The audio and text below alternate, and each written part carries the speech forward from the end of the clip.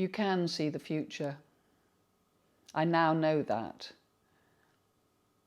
I wanted to explore whether you could around the year 2000, and for a couple of years, with the help of Caroline Parsons, a videographer and photographer, I ran workshops around Asia and in the UK with teenagers.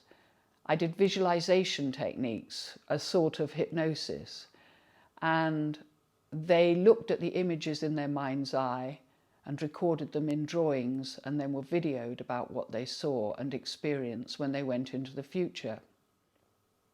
I wrote a book with Caroline, the photographer, Voice in Their Own Words, Teenagers Predict the Future. And it was published in 2002 in Japan. It's bilingual, and I'm going to read you one page from it and show you the image. Yuta Kakiuchi, 18, in Tokyo, Japan, June 2000.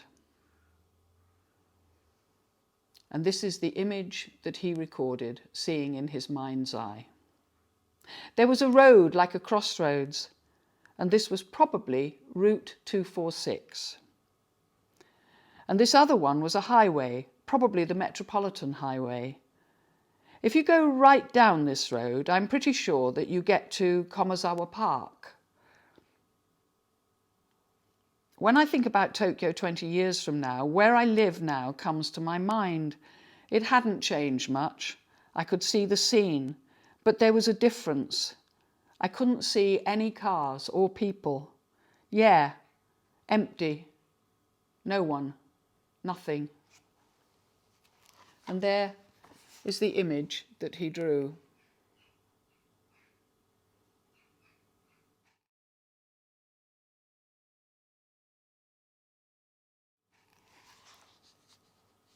At the time, several people in Thailand, in Hong Kong, several people in my workshops in Japan saw futures with no people on the streets. And I remember one of them asking me why, and I said, oh, maybe, I don't know, but maybe it's because you're going into the future and the future you see hasn't been inhabited by people yet. Now I think, was this COVID-19? I leave it for you to make up your own mind.